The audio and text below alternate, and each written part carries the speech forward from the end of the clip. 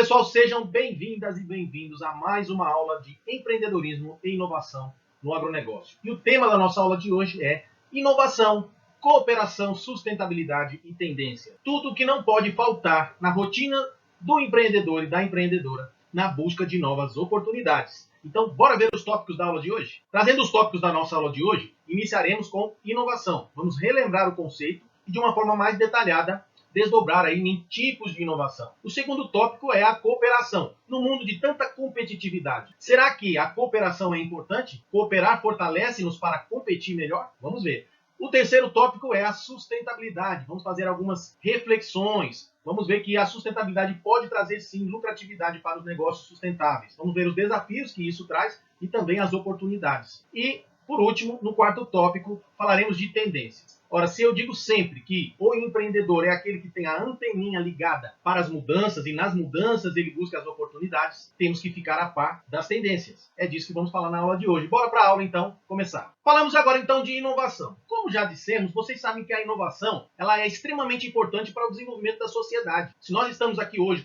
com essa sociedade formada, é graças às inovações que aconteceram ao longo da nossa história. Também é muito importante para o desenvolvimento da economia. E ela aumenta aí a chance de crescimento dos empreendedores, por meio da criação de inovações, exploram e obtêm progresso nas novas oportunidades. Quando a gente fala das micro e pequenas empresas, elas estão em um ambiente favorável para a inovação, porque elas têm pouca hierarquia, pequenas estruturas, o que favorece aí a implementação de mudanças. Por isso, elas estão mais favoráveis à inovação. O Manual de Oslo define a inovação como implementação de melhorias significativas tanto em produtos como em processos, como em um sistema de marketing ou em técnicas de gestão organizacional. Nós vamos ver cada um desses tipos de inovação. Uma ideia só se torna inovação quando ela traz resultados impactantes para o crescimento de um negócio, ou seja, ela precisa gerar valor, trazer impacto positivo. Aí sim, ela se torna uma inovação.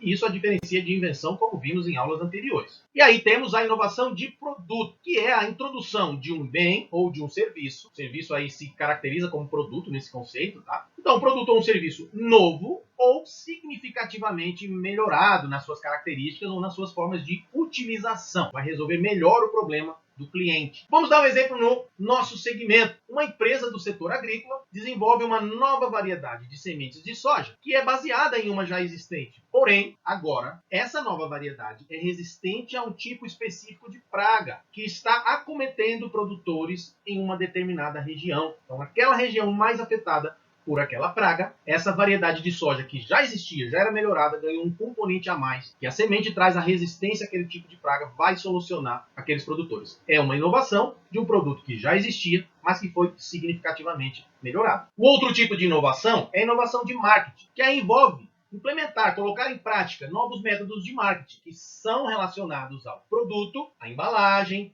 a promoção desse produto ou ao preço desse produto. Sempre objetivando atender de forma mais adequada às necessidades de quem paga por ele, os consumidores. Ou então, eu estou querendo abrir novos mercados, abranger um novo leque de clientes, para aumentar as vendas. Ou também reposicionar o meu produto. O que é a posição do produto? É aonde ele se encontra em competitividade no mercado. Então, quando eu reposiciono, eu posiciono ele numa forma para competir com outros produtos, para atender novas necessidades dos clientes. Então, quando eu falo de uma inovação de marketing, pode abranger todos esses aspectos, tá? Mas desde que ela não tinha sido utilizada antes pela empresa. Então, é um novo método de marketing diferente de práticas anteriores que a empresa já adotou. Então, podem ser desenvolvidos internamente na empresa ou eu adotar uma nova metodologia de marketing de outras empresas, adaptando a realidade da minha empresa, aplicando essa metodologia em novos produtos que irão ser lançados ou em produtos já existentes. Vamos dar um exemplo no nosso segmento rural. Uma empresa do setor agroindustrial cria ali novas embalagens que nunca foram utilizadas por aquela empresa, que assim com essas novas embalagens, a apresentação dos seus produtos vai estar muito mais atraente para os consumidores. Outra categoria aí de inovação é a inovação de processo. O que é um processo dentro da empresa, pessoal?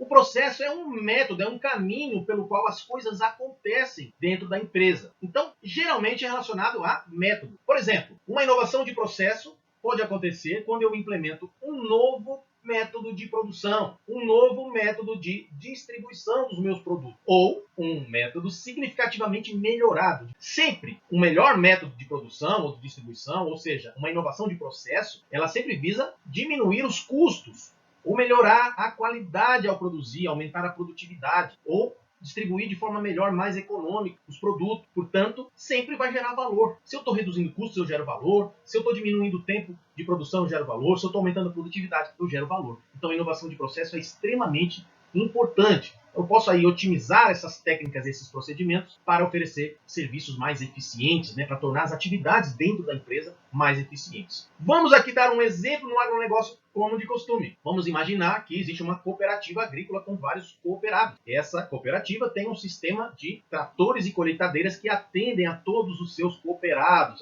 Ela atendia por demanda. Fazenda A pediu, ela ia na fazenda A, fazenda B pediu, ela ia, depois pedia a fazenda E, que ficava mais longe, ela levava tudo isso. E aí ela inovou nos processos para otimizar o deslocamento desses tratores e dessas colheitadeiras, atendendo às demandas dos agricultores, mas trazendo um roteiro programado, um cronograma de atendimento, considerando a proximidade das fazendas. Assim, ela reduzia o tempo de operação e os custos com o combustível, com o operador dessas máquinas, atendendo as fazendas que estão mais próximas, obedecendo um cronograma ali logístico para distribuir geograficamente os atendimentos. Economia gera valor, inovação de processo no meio rural. Agora vamos falar do outro tipo de inovação, que é a inovação organizacional, que é quando são implementados novos métodos nas práticas de negócios da empresa, ou na organização do local de trabalho, da forma de trabalhar e das relações também com clientes e fornecedores, as relações externas. Não vamos confundir com a inovação de processos, que são mais ligadas a métodos produtivos, métodos de distribuição, métodos de trabalho.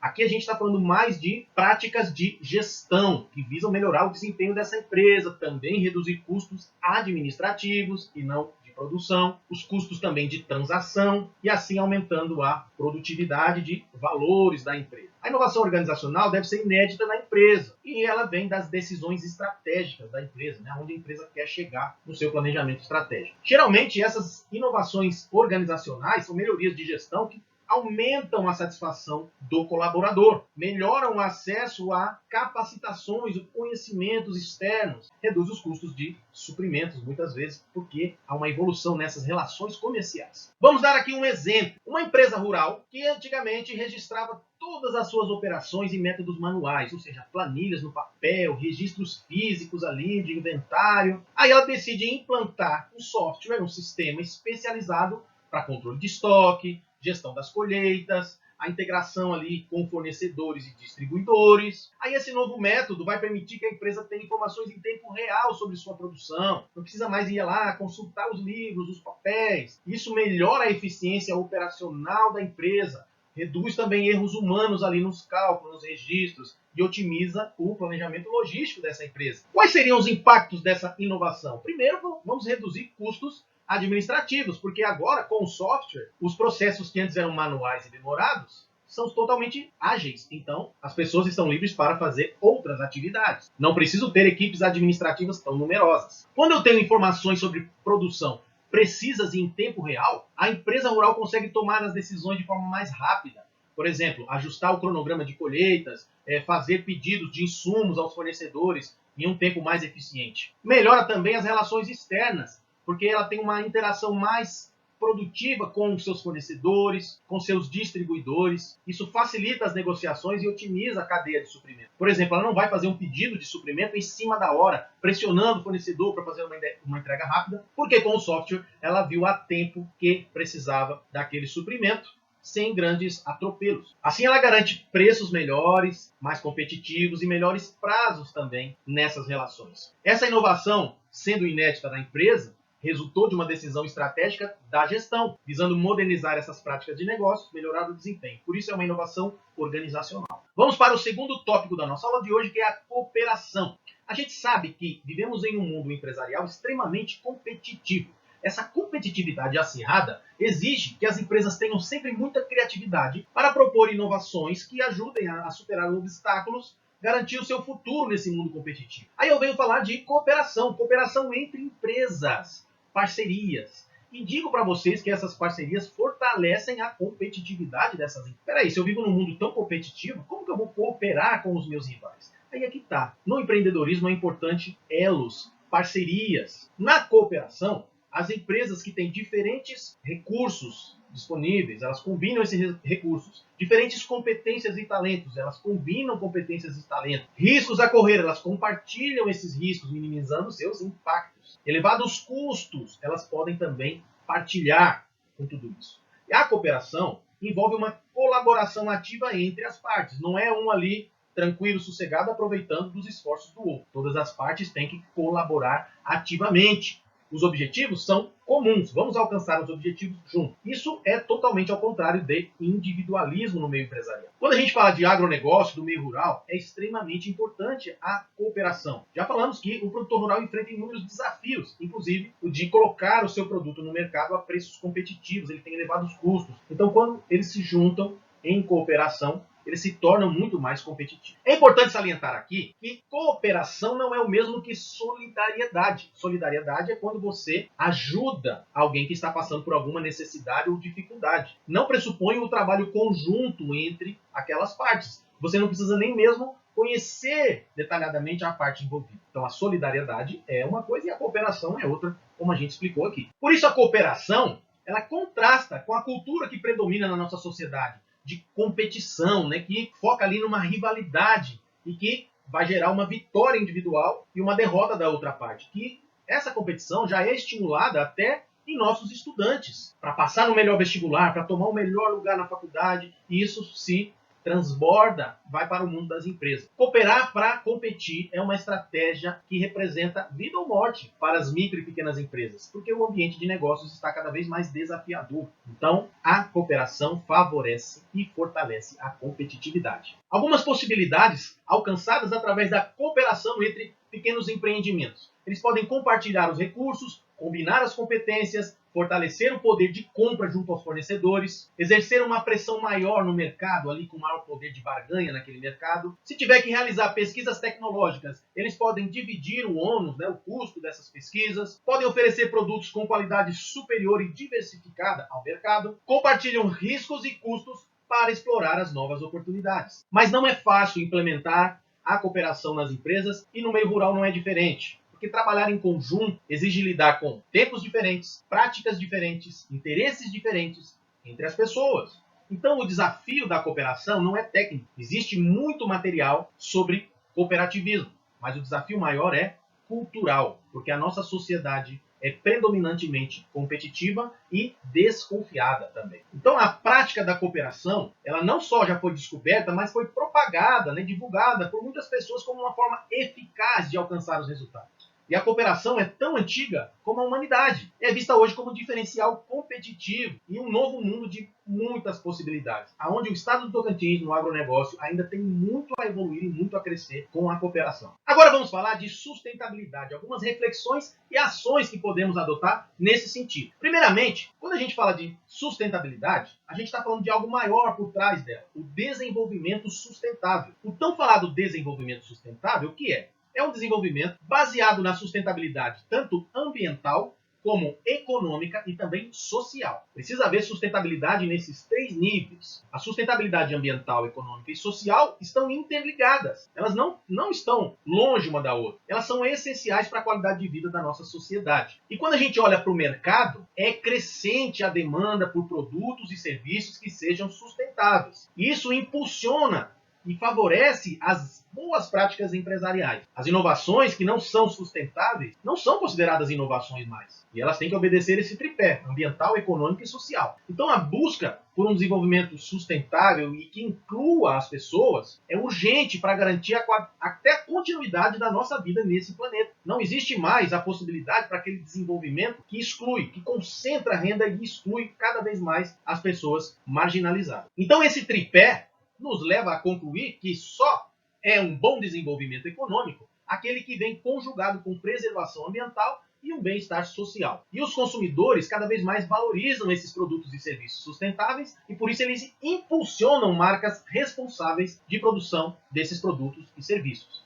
E as pesquisas de mercado mostram que os consumidores estão sim dispostos até a pagar mais caro por produtos que não agridam o meio ambiente ou que não causem exploração social e etc. Então, a ecoeficiência, que a gente chama, ela alia o desenvolvimento sustentável, a erradicação da pobreza e a preservação ambiental, visando aí o bem-estar das futuras gerações que virão após a nossa. Esse cenário ele traz desafios para o empreendedor e também oportunidades. Já que a sustentabilidade se tornou essencial para a competitividade, eu não posso ser competitivo se eu não for sustentável, porque eu estou fora do mercado. Isso exige conhecimentos técnicos e ecoeficiência, como, por exemplo, toda empresa tem que lidar bem com seus resíduos, fazer o gerenciamento disso. Então, para isso, precisa de conhecimento técnico, a aplicabilidade de técnicas para que isso aconteça. Então, isso são desafios. Porém, as micro e pequenas empresas, elas têm mais facilidade em acessar esses novos mercados, aplicar essas novas técnicas, inovar, porque elas têm mais flexibilidade. Elas têm estruturas menos complexas que são mais fáceis de ser adaptáveis. Então, quando a gente combina o desenvolvimento socioeconômico com o uso sustentável dos recursos, a gente precisa incluir aí mudanças globais profundas, que são desafios também. Mas o desenvolvimento sustentável demanda essas mudanças, desde que culturais até mudanças políticas no regramento de tudo isso e mudanças econômicas, isso no âmbito global. Todas essas mudanças, para além dos desafios imensos, criam também oportunidades de negócios. Nossa função de empreendedores e empreendedoras é buscar oportunidades. E nesse cenário, elas estão aí para ser pescadas. O modelo econômico de produção e consumo ele não é mais sustentável há um bom tempo. Então há que se promover mudanças profundas nesse aspecto. Veja, o número de planetas Terra necessário se toda a população mundial vivesse como alguns países mais desenvolvidos. Se todo o mundo vivesse com o padrão de vida dos Estados Unidos da América, nós precisaríamos de 5 planetas. E aí por diante, vocês podem ver no gráfico. Então nós temos que evoluir para abandonar o conceito de vida útil dos produtos e criar modelos circulares, onde as fases de uso desses produtos e transformação desses recursos ocorram também na logística reversa. Então, depois que o produto não tem mais vida útil, ele se transforma em outra coisa e ele volta para promovermos assim uma economia circular. O desuso de um produto se transforma em insumo para impulsionar novas cadeias. Agora vamos falar do nosso último tópico da aula de hoje, tendências. O que são tendências, pessoal? Tendências são movimentos sociais que vão reunindo ali pessoas com comportamentos semelhantes a caminhos diferentes ao longo do tempo. Tendências sempre vão refletir mudanças. Realidades históricas são diferentes, são imutáveis. Então, realidades históricas são fixas. Vou dar um exemplo aqui. Todo mundo sabe que o brasileiro gosta muito de futebol. Isso é uma realidade histórica. Isso é imutável. Agora, se a gente pensar que, nos últimos tempos, muito mais meninas estão se interessando em jogar futebol. Muito mais meninas estão se interessando em assistir futebol, em acompanhar, em praticar. Aí a gente está falando de uma tendência. Nessa tendência moram oportunidades. Por exemplo, criar uma escolinha de futebol exclusiva para meninas. Olha aí, é uma oportunidade a partir da detecção de uma tendência. Ok? Vamos lá. As tendências, como eu falei, sinalizam oportunidades, demandas da sociedade. Mas para isso exige estudo e planejamento, obedecendo todas as características lá do comportamento empreendedor. Então o empreendedor deve estar atento às tendências, porque ali ele identifica oportunidades de negócios. Vamos ver aqui algumas tendências da nossa sociedade atual, só para a gente ver como isso pode refletir em oportunidades de negócio. Há uma maior identificação e uma empatia com causas feministas, causas raciais, causas de sexualidade, causas das minorias. Outra tendência, há um grande aumento no número de casais sem filhos ou casais homossexuais que adotam filhos. Outra tendência, pessoas que moram sozinhas. Será que essas pessoas não demandam produtos específicos, já que elas moram sozinhas? Um aumento e valorização dos pets, dos animais de estimação. E vocês já sabem, há um mercado imenso aí explorando as novas oportunidades que essa tendência trouxe. Tendência a valorizar a responsabilidade social. Tendências a eco-soluções, como falamos. Há tendência a maior preocupação com estética e aparência, tanto nas mulheres como nos homens, no público em geral. Temos também uma tendência da emancipação do consumo das crianças, as crianças consumidoras. Crianças que já têm seu cartãozinho de crédito, crianças que têm a mesada e elas podem comprar o que elas quiserem. E aí há todo um marketing direcionado a isso. Outra tendência, os filhos vão ficando mais velhos e continuam morando com os pais, morando mais tempo com os pais. Outra tendência, a população da melhor idade, com mais de 60 anos, está aumentando no mundo todo, sobretudo no Brasil também. Isso vem acontecendo. As pessoas passam mais tempo em casa. Veja só aí quantos produtos foram desenvolvidos para isso, serviços, né? Streamings, serviços de entrega, de alimentação e de tantas outras coisas. Com a violência nas grandes cidades, sobretudo no Brasil, infelizmente, o aumento da sensação de insegurança das pessoas. Vocês sabem que há uma porção de empresas desempenhando papéis que tragam soluções para esta questão. Aumento da tendência do envolvimento com o mundo digital. Aumento da tendência de dar-se prioridade à saúde, ao bem-estar. Aumento da busca espiritual e mística. Tem também uma tendência de retorno a valores tradicionais, né? Uma onda retrô aí que valoriza alguns costumes, algumas culturas, alguns objetos do passado. E assim finalizamos a aula de hoje, pessoal. Espero que tenham gostado e que isso sirva para a sua carreira empreendedora. Muito obrigado pela atenção até aqui, bons estudos e um forte abraço do professor Carlos.